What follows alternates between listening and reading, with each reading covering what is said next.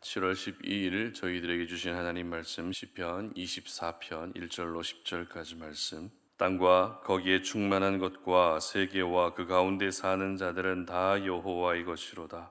여호와께서 그 터를 바다 위에 세우시며 강들 위에 건설하셨도다.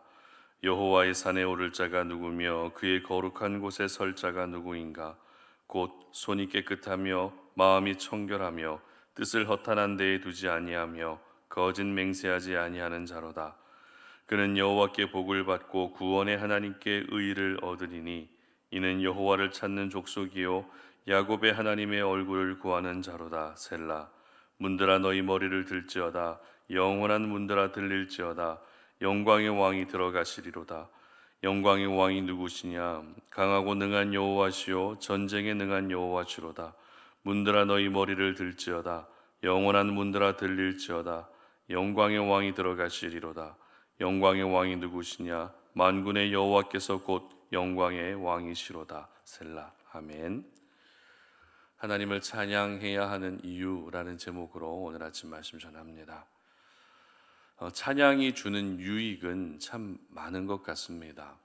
우리가 찬양을 하게 되면 닫혀있던 마음도 열리게 되고 근심 걱정도 사라지고 마음의 평안이 찾아오기도 합니다. 찬양을 통해서 얻게 되는 영적인 유익은 셀 수 없을 만큼 참 다양한 것 같습니다.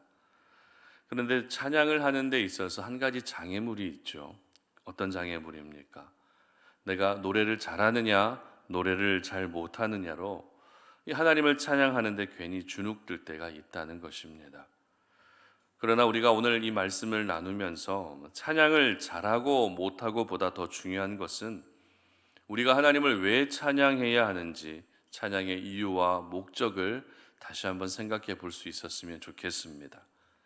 오늘 본문인 시편 24편은 찬양의 시로 분류된 시입니다. 이 찬양의 시라는 것은 말 그대로 하나님을 찬양한다라는 것이죠. 특별히 오늘 시편 24편의 이 찬양의 시와 다른 일반적인 시편과의 차이점이 있다면 찬양의 시는 하나님을 찬양해야 하는 이유와 목적에 중점을 두고 있다는 것입니다. 다른 시들은 고통과 고난 속에서도 저자가 내가 하나님을 이렇게 찬양한다라는 것을 보여주고 있다면 오늘 시편 24편과 같은 찬양의 시는 순전하게 하나님을 찬양해야 하는 궁극적인 이유를 밝히고 있다는 것입니다. 시편 24편의 배경이 되고 있는 상황은 사무엘하 6장의 말씀이 그 배경이 되고 있습니다. 사무엘하 6장은 우리가 이미 살펴본 것처럼 다윗이 언약궤를 예루살렘으로 가지고 들어오는 장면을 기록하고 있습니다. 첫 번째 시도에서는 하나님이 명령하지 않은 방법인 수레에 언약궤를 싣고 옮기다가 웃사가 죽는 비극을 겪게 되죠. 하지만 두 번째 시도에서는 하나님의 명령대로 제사장들이 언약궤를 어깨에 매는 방식으로 무사히 예루살렘에 언약궤가 도착하게 됩니다. 이 과정에서 다윗이 보여주었던 행동을 여러분 기억하고 계십니까? 바로 속살이 보일 정도로 기뻐하며 하나님 앞에서 춤을 추었다는 것이죠. 바로 이때의 상황을 배경으로 하나님을 찬양하는 것이 오늘 시편 24편의 말씀인 것입니다. 그래서 오늘 본문 7절에서는 이렇게 기록하고 있는데요. 함께 읽습니다. 문들아 너희 머리를 들지어다. 영원한 문들아 들릴지어다. 영광의 왕이 들어가시리로다. 아멘. 진정한 왕이신 하나님이 예루살렘에 들어오시는 모습을 이렇게 다윗이 노래하고 있었던 것입니다. 특별히 다윗은 시편 24편을 통해서 하나님을 찬양할 때 앞서 말씀드렸던 것처럼 찬양의 이유와 목적을 분명하게 밝히고 있는데요. 1절 말씀 보시기 바랍니다. 땅과 거기에 충만한 것과 세계와 그 가운데 사는 자들은 다 여호와의 것이로다. 아멘. 바로 하나님이 모든 세상 만물의 소유자가 되신다는 것입니다. 다윗은 여호와의 것이라는 표현을 통해서 이스라엘 나라도 하나님의 것이고 백성들도 하나님의 것이며 세상 모든 것이 하나님의 것임을 선포하면서 하나님을 찬양할 수밖에 없는 이유를 말하고 있었던 것입니다. 그리고 2절 말씀에서는 터를 바다 위에 그리고 강들 위에 건설하셨다라는 것을 기록하면서 하나님을 무엇에 비유하고 있습니까? 마치 건축가로 비유하고 있다는 것입니다. 무슨 말입니까? 건축가이신 하나님이 이 세상의 모든 것들을 창조하셨다는 것입니다. 이처럼 다윗은 하나님을 찬양해야 하는 이유, 하나님을 찬양할 수밖에 없는 이유를 다른 데서 찾지 않고 가장 근본적이고 가장 기본이 되는 데서 발견하고 있었던 것입니다. 그리고 다윗은 이어지는 4절 말씀에서는 하나님을 찬양할 때에 누가 하나님을 찬양할 수 있는가 하는 부분도 기록하고 있는데요. 4절 보시기 바랍니다. 곧 손이 깨끗하며 마음이 청결하며 뜻을 허탄한 데에 두지 아니하며 거짓 맹세하지 아니하는 자로다. 아멘. 어떤 사람이 하나님을 찬양할 수 있습니까? 바로 성결한 자가 하나님을 찬양할 수 있다는 것입니다. 그 마음과 그 삶이 항상 거룩한 자가 하나님을 찬양할 수 있다는 것입니다. 여기서 저희들은 하나님을 찬양할 때 가져야 될 자세, 하나님을 찬양할 때 하나님이 기뻐하시는 모습이 어떤 모습인지 발견하게 됩니다. 찬양이라고 하는 것은 거룩과 성결이 기본 베이스가 되어야 하는 것입니다. 물론 죄로 더러워진 사람도 누구나 하나님을 찬양할 수는 있지만 그래도 우리가 하나님을 찬양할 때는 조금이라도 더 성결해진 모습으로 하나님을 찬양해야 하는 것입니다. 그렇기 때문에 찬양하기 전에는 우리가 먼저 우리 자신을 돌아보며 회개해야 될 부분들은 회개하고 하나님이 기뻐하지 아니하는 마음들은 모두 내려놓고 찬양해야 하는 것입니다. 거룩과 성결은 하나님과의 관계에서 그 어떤 경우에라도 결코 가볍게 여길 수 없는 부분입니다. 예배를 드리는 것이든 아니면 기도를 하는 것이든 아니면 찬양을 하는 것이든 이 모든 영적 행위는 하나님께 가까이 나아가는 것이기 때문에 가장 먼저 우리 자신의 거룩과 성결을 돌아보고 준비할 수 있어야 하는 것입니다. 그리고 다윗은 마지막으로 하나님을 영광의 왕으로 비유하고 있습니다.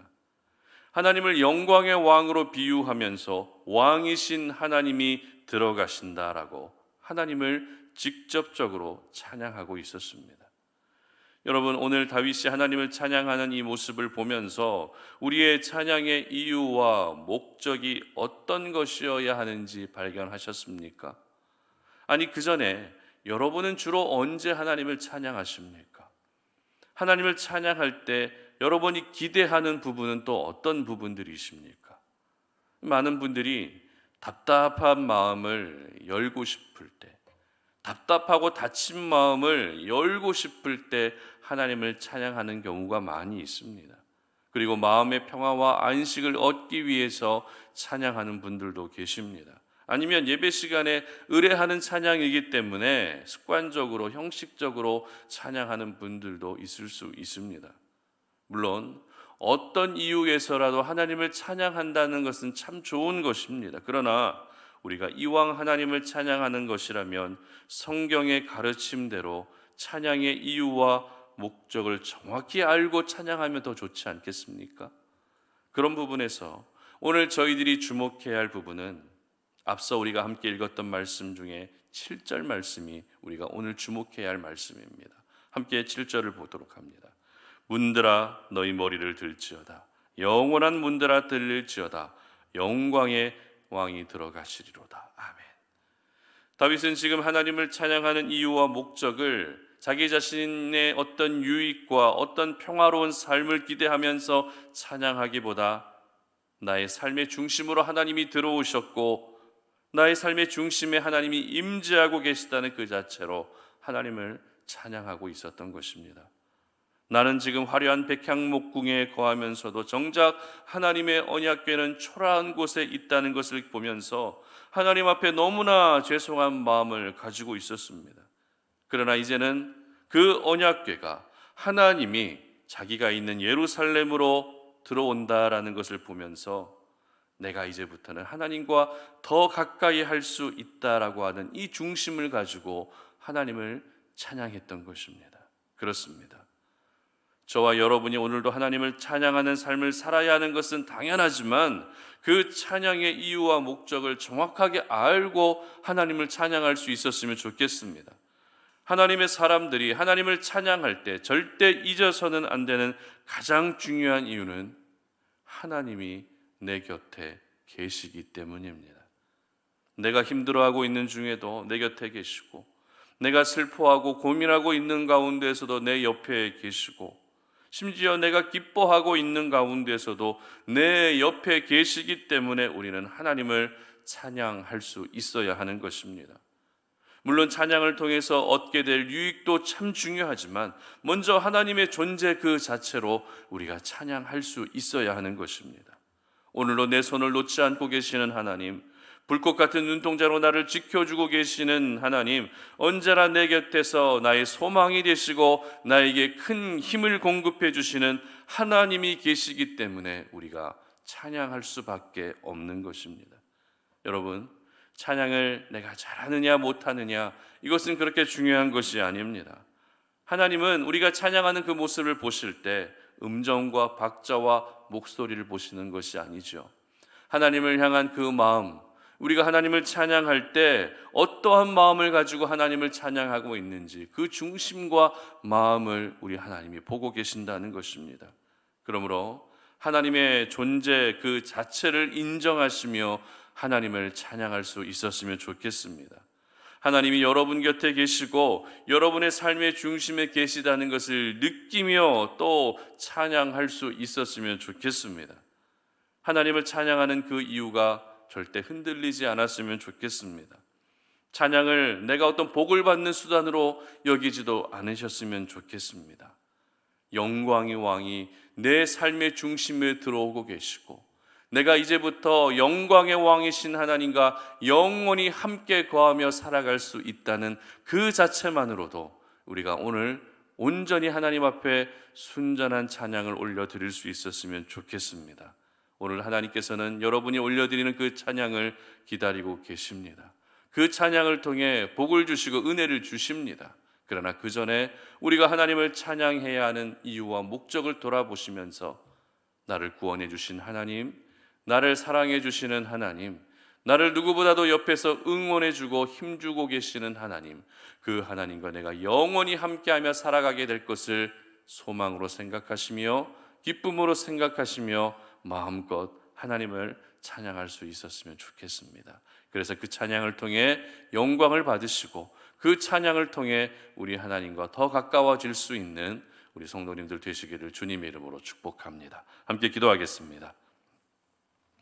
하나님 아버지 감사합니다. 오늘도 우리가 주님 앞에 나와서 기도하면서 우리가 하나님을 찬양해야 하는 이유가 무엇인지, 하나님을 찬양할 수밖에 없는 이유가 무엇인지를 깨닫습니다. 하나님, 우리는 하나님을 찬양할 때 답답한 마음을 해결받고 싶고 닫혀있는 마음을 열고 싶을 때 찬양할 때가 참 많았습니다. 물론 그러한 목적도 중요하지만 우리가 오늘 이 시간 절대 잊어서는 안 되는 찬양의 이유와 목적은 바로 하나님의 존재 그 자체입니다. 영광의 왕이신 하나님이 내 삶의 중심에 들어오시고 지금부터 내가 하나님과 영원히 함께하며 살아갈 수 있다는 그 자체만으로도 하나님을 찬양할 수 있게 하시고 이것이 우리의 찬양의 이유와 목적의 가장 1순위가 되게 하여 주시옵소서. 그래서 이 찬양을 통해 하나님과 더 가까워지게 하시고 이 찬양을 통해 내 삶의 주인이 하나님이심을 다시 한번 고백할 수 있는 우리 성도님들 되게 하여 주시옵소서. 감사드리며 예수님의 이름으로 기도드립니다. 아멘.